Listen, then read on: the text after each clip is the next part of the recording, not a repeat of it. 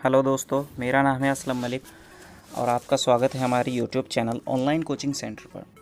दोस्तों, last video में हमने आपको चार्टर एक्ट से संबंधित महत्वपूर्ण प्रश्नों का अध्ययन कराया था। आज हम आपके लिए लेकर आए हैं भारत सरकार अधिनियम 1858। यानी भारत सरकार अधिनियम 1858 क्या है, ये कब आया, ये एक्ट भारत में कब लेकर आया गया। तो हम आपको ये टॉपिक ये पॉइंट वाइज पढ़ाएंगे। हम आपको क्वेश्चंस नहीं है, ये पॉइंट वाइज हम आपको ये पढ़ाने वाले हैं। तो चलिए शुरू करते हैं। वीडियो शुरू करने से पहले आपसे एक रिक्वेस्ट है, अगर आपने अभी तक हमारे इस चैनल को सब्सक्राइब नहीं किया है तो सबसे पहले हमारे इस चैनल को सब्सक्राइब कर लें तथा पास वाले बेल आइकन को दबा लें, जिससे आने वाली वीडियो की सभी नोटिफिकेशन आपको प्राप्त हो जाए।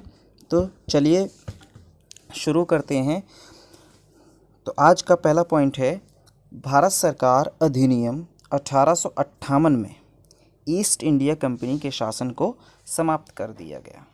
यानी जो ईस्ट इंडिया कंपनी भारत में 1600 ईस्वी में आई थी, उसके शासन को भारत में 1858 में पूर्णतः समाप्त कर दिया गया। तो पहला पॉइंट का यही मतलब है, ईस्ट इंडिया कंपनी का शासन समाप्त कर दिया गया इस एक्ट के थ्रू। नेक्स्ट पॉइंट की तरफ चलते हैं। पॉइंट नंबर 2, भारत सरकार अधिनियम 1858 के अनुसार नियंत्रण बोर्ड और निदेशक मंडल यानी board of directors and board of control को समाप्त कर द्वैध सरकार की प्रणाली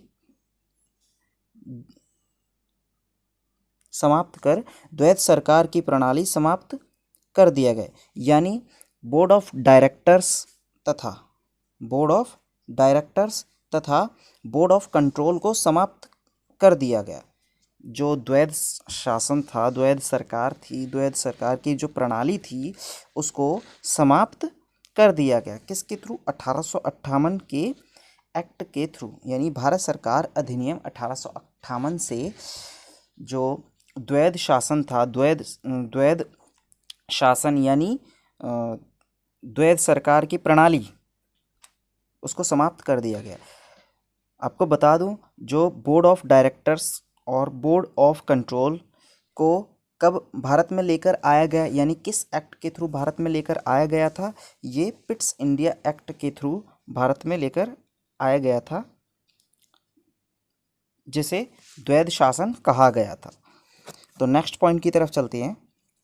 पॉइंट नंबर 3, भारत सरकार अधिनियम के अनुसार बोर्ड ऑफ डायरेक्टर्स एवं बोर्ड ऑफ कंट्रोल के समस्त अधिकार भारत सचिव को सौंप दिए गए। यानी इस एक्ट के थ्रू जो बोर्ड ऑफ डायरेक्टर्स तथा बोर्ड ऑफ कंट्रोल था, उसको समाप्त कर दिया गया। तो इसके जो अधिकार थे, इसके जो रेस्पॉन्सिबिलिटी थी, वो किसको दे दी गई? वो भारत सचिव को सौंप दी गई। और भारत सचिव कौन होता था? वो भारत सचिव ब्रिटिश का जो मंत्रिमंडल था, उसका एक मेंबर होता था। तो अगला पॉइंट इसी को लेकर है। पॉइंट नंबर 4, भारत सचिव ब्रिटिश मंत्रिमंडल का एक सदस्य होता था, जिसकी सहायता के लिए 15 सदस्यीय भारतीय परिषद का गठन किया गया था। तो इसकी सहायता के लिए कितने सदस्यीय परिषद का गठन किया गया था? 15 सदस्यीय परिषद का गठन किया गया था। नेक्स्ट पॉइंट की तरफ चलते हैं। पॉइंट नंबर 5,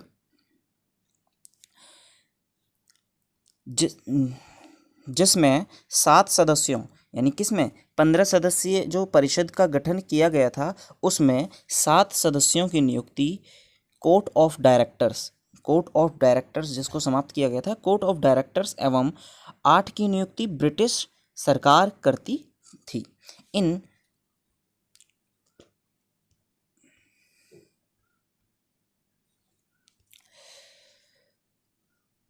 इन सदस्यों में आधे से अधिक के लिए यह शर्त थी कि वे भारत में कम से कम 10 वर्ष तक रह चुके हों। किन के लिए? जो 7 सदस्यों की नियुक्ति कोर्ट ऑफ डायरेक्टर्स से होती थी, तथा जो शेष 8 यानी 15 टोटल सदस्य हुआ करते थे, तो 8 सदस्य की नियुक्ति ब्रिटिश सरकार करती थी। तो उनमें से अधिकतर, आधे से अधिक लोगों के लिए एक शर्त थी कि वो कम से कम भारत में 10 वर्ष रह चुके हों, तभी उनको सदस्यता हासिल होगी। तो नेक्स्ट पॉइंट की तरफ चलते हैं।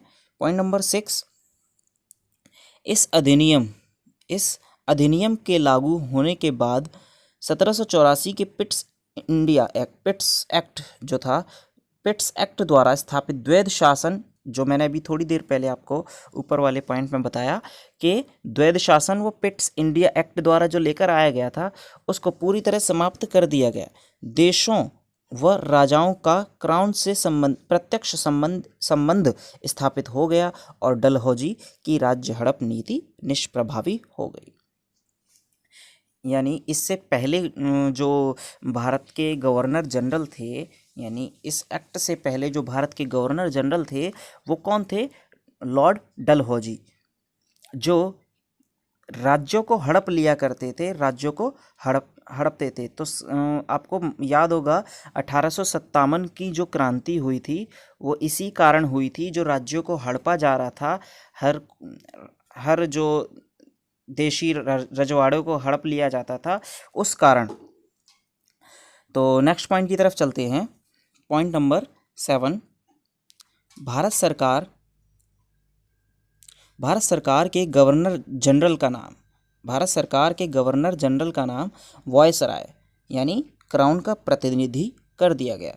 आपको बता दें, जो इससे पहले भारत के गवर्नर था, उसको भारत का गवर्नर जनरल कहा जाता था, उसको इस एक्ट के बाद वायसराय कहा जाने लगा। यानी इस एक्ट के बाद भारत का वायसराय कहा जाने लगा। इस वायसराय तथा उसे भारत सचिव की आज्ञा के अनुसार कार्य करने के लिए बाध्य किया गया। यानी ये भारत सचिव की आज्ञा के अनुसार कार्य करने के लिए बाध्य किया गया। यानी जो भारत सचिव कहेगा वायसराय से, वही उसे करना पड़ेगा। नेक्स्ट पॉइंट की तरफ चलते हैं। पॉइंट नंबर 8, इस प्रकार भारत का प्रथम वायसराय लॉर्ड कैनिंग था। आपको बता दूं, भारत का प्रथम वायसराय लॉर्ड कैनिंग बना था। ये भारत का अंतिम गवर्नर जनरल भी कहा गया था, तथा यह भारत का प्रथम वायसराय भी था। नेक्स्ट की तरफ चलते हैं। 1858 के अधिनियम के प्रमुख प्रावधान क्या थे? यानी इसके प्रमुख प्रावधान क्या रहे थे? उद्घोषणा में सभी भारतीय राजाओं के अधिकारों के सम्मान वादा किया और भारत में ब्रिटिश क्षेत्रों के विस्तार पर रोक लगा दी गई। यानी इस एक्ट के आने के बाद भारत में जो ब्रिटिश क्षेत्रों का विस्तार हो रहा था इस एक्ट से पहले, तो इस एक्ट के आने के बाद उस ब्रिटिश क्षेत्र के विस्तार पर रोक लगा दी गई, यानी उसको सीमित कर दिया गया। नेक्स्ट पॉइंट की तरफ चलते हैं। इसमें लोगों के प्राचीन अधिकारों व परंपराओं आदि के सम्मान और न्याय, सद्भाव व धार्मिक सहिष्णुता की नीति का अनुसरण करने का वादा किया गया। यानी लोगों की परंपराओं, अधिकार आदि के सम्मान और न्याय को धार्मिक सहिष्णुता की नीति का अनुसरण करने का वादा किया गया इस एक्ट के आने के बाद। नेक्स्ट पॉइंट की तरफ चलते हैं। इसमें घोषित किया गया कि प्रत्येक व्यक्ति जाति और धर्म के भेदभाव के बिना केवल अपनी योग्यता और शिक्षा के आधार पर प्रशासनिक सेवाओं में प्रवेश पाने का हकदार होगा। यानी इस एक्ट के आने के बाद धर्म, जाति तथा भेदभाव को छोड़कर, यानी उसके बिना केवल अपनी उसकी जो योग्यता थी उसके आधार पर, शिक्षा के आधार पर प्रशासनिक सेवाओं में प्रवेश पाने का हकदार होगा। इस एक्ट के द्वारा यह घोषित किया गया। नेक्स्ट पॉइंट की तरफ चलते हैं। घोषणा में एक तरफ राजाओं को सुरक्षा का आश्वासन दिया गया, यानी जितने भी राजा थे, जो राजा रजवाड़े थे भारत में, उनको आश्वासन दिया गया। तो दूसरी तरफ मध्य वर्ग से भी विकास हेतु अवसरों को उपलब्ध कराने का वादा किया गया इस एक्ट के थ्रू। Next point. लेकिन धीरे धीरे यह साबित हो गया कि जिस अवसर की समानता की बात उद्घोषणा में की गई थी वो लागू नहीं की। जैसा कि अंग्रेज़ शुरू से ही होशियार और चालाक थे, उसी अनुसार जो उन्होंने वादे किए थे और जो अवसर देने का वादा किया था उद्घोषणा में इस एक्ट की, तो उनको पूर्णतः लागू नहीं किया गया। नेक्स्ट पॉइंट की तरफ चलते हैं। भारत की प्राचीन परंपराओं के प्रति सम्मान के नाम पर ब्रिटिशों ने सामाजिक बुराइयों को संरक्षण देने की नीति अपना ली। यानी भारत की जो प्राचीन परंपराओं के प्रति सम्मान के नाम पर ब्रिटिशों ने सामाजिक बुराइयों और को संरक्षण देने की नीति अपना ली थी इस एक्ट के थ्रू। नेक्स्ट।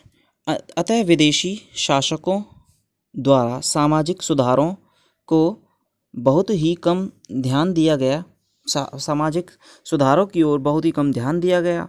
और जब भी भारतीय नेताओं ने इन सुधारों की मांग की तो उनका विरोध किया गया। ज़्यादा महत्वपूर्ण लाइन नहीं है, बस आपको पढ़ लेनी है और याद रखना है। नेक्स्ट की तरफ चलते हैं। Next point. 1858 के बाद भारतीयों के हितों को पुनः ब्रिटेन के हितों के अधीनस्थ बना दिया गया। ब्रिटेन व अन्य साम्राज्यवादी ताकतों के संघर्ष में भारत का उपयोग ब्रिटेन के आर्थिक हितों की पूर्ति के माध्यम के रूप में किया गया। नेक्स्ट। भारत के संसाधनों का प्रयोग विश्व के अन्य भागों में ब्रिटिश साम्राज्य के हितों की पूर्ति और अन्य देशों के विरुद्ध चलाए गए महंगे युद्धों की पूर्ति हेतु किया गया। यानी भारत के जो संसाधन थे उनका प्रयोग विश्व के अन्य भागों में ब्रिटिश साम्राज्य के हितों, यानी विश्व में जिन दूसरी जगहों पर ब्रिटिशों का शासन था उनके हितों की पूर्ति और अन्य देशों के विरुद्ध चलाए गए महंगे युद्धों की पूर्ति हेतु किया गया। जो भारत के संसाधन थे उनका प्रयोग। नेक्स्ट। इसका निष्कर्ष क्या निकला? इस एक्ट का निष्कर्ष क्या निकला? ये किस लिए लाया गया था? महारानी विक्टोरिया द्वारा की गई उद्घोषणा 1857 के विद्रोह का परिणाम थी और इस उद्घोषणा में यह विश्वास दिलाया गया कि भारतीय लोगों के साथ जाति, धर्म, रंग और प्रजाति के आधार पर कोई भेदभाव नहीं किया जाएगा। इसमें भारतीय राजाओं को भी यह विश्वास दिलाया गया कि उनकी प्रतिष्ठा, अधिकार और गरिमा का सम्मान किया जाएगा और उनके अधीनस्थ क्षेत्रों पर किसी तरह का अतिक्रमण नहीं किया जाएगा। यह महारानी विक्टोरिया द्वारा घोषणा की गई थी, जो 1858 का भारत सरकार अधिनियम कहलाया गया। तो आज की वीडियो में बस इतना ही। अगर आप हमारे इस चैनल पर नए हैं तो इस चैनल को सब्सक्राइब करना ना भूलें। धन्यवाद।